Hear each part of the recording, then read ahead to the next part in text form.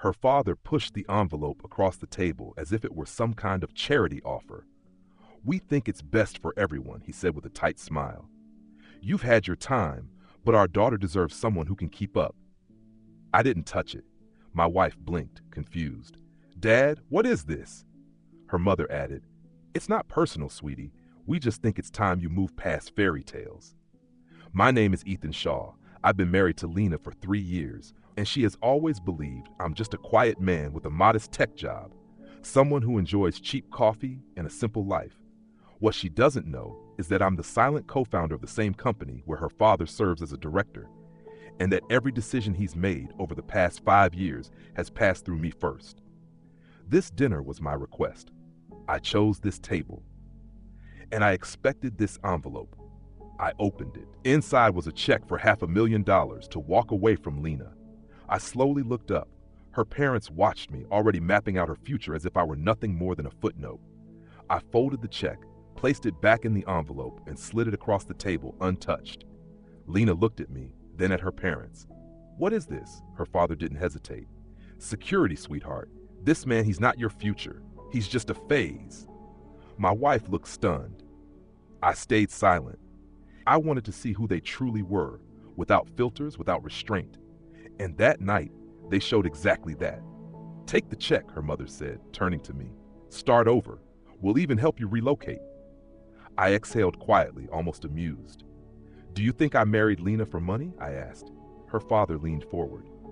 "I think people like you who come from nothing always find their way to women like my daughter. People like me," I smiled, then turned to Lena. "I didn't want to tell you this way," I said calmly. "I never cared about impressing them. I only wanted you to care about me for who I am." "What are you talking about?" she asked. I took out a business card and slid it across the table. Her father's expression shifted the moment he saw the logo, our company. I nodded once. "I've owned 49% of it since before you even became director." The room went silent. The pause that followed felt precise and heavy. Lena looked at me, unsure how to react. Her father's face lost color. "You're lying," he said under his breath. I raised an eyebrow. "Do you want me to recite the Articles of Incorporation or remind you who approved your recent bonus structure?" He said nothing. My wife picked up the card, turning it over slowly. "Wait, 49%? Her mother gave a strained laugh. "That's not possible. You're what, a barista? A nobody?" "That's what you assumed," I replied evenly, "because that's what I allowed you to see." I looked back at Lena. I stayed quiet because I wanted one part of my life that wasn't defined by leverage, by money, or by people who believe love comes with conditions. Her father finally spoke again. "If this is true, then why come here at all?" I met his eyes. "Because I wanted to see who you were when you believed I was beneath you." He stood up, fists clenched. "You've humiliated us." "No," I said, standing up from my seat. "You handled that yourselves." Then I turned to Lena. "Ready to go?" We left the restaurant in silence. Lena didn't speak until we were halfway home. "Were you planning to keep this from me forever?" I glanced at her. "No, but I wasn't going to explain everything at dinner while your father tried to pay me off like I was temporary staff." She looked away. "I don't know what to feel." "Start with the truth," I said.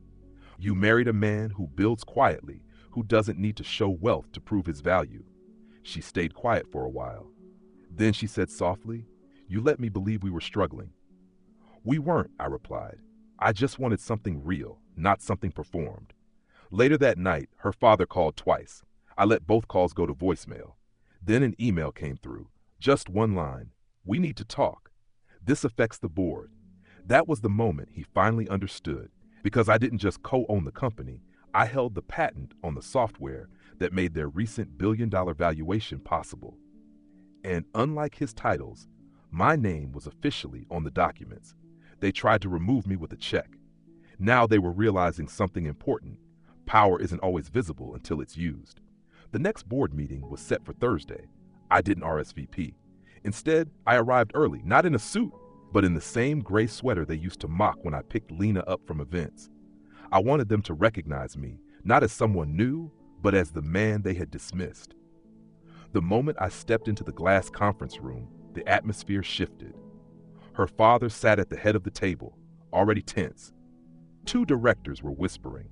A member of the legal team looked visibly uncomfortable. I took an empty seat at the far end. They waited for me to speak. I didn't. Instead, I opened my leather folder and placed a single page in front of me, the original founder agreement, signed by me and the initial investors. It clearly showed my 49% stake, along with the veto rights clause her father had overlooked. The meeting began. I let them proceed as usual. Then, just as the vote started on a major acquisition, one her father had already promised to shareholders, I raised my hand, vetoed. The room went still. I leaned back slightly. "Shall we discuss this now?" Her father spoke, his voice controlled. "Ethan, this acquisition is strategic. We've already made the announcement." "You made the announcement," I corrected, "without consulting a co-founder, without a board vote, and without reviewing Clause 17.3. The legal advisor shifted in his seat. He knew the point was valid. One of the directors leaned forward. "This puts us at risk of breaching investor disclosure laws." I remained composed. I wasn't there for revenge. I was there to make one thing clear. The man they tried to buy out was the same person who had protected the company's core systems when they didn't even understand basic security measures. "I'm not trying to damage the company," I said. "I'm trying to guide it." Her father tightened his expression. "You're making this personal." "No," I replied. "You did.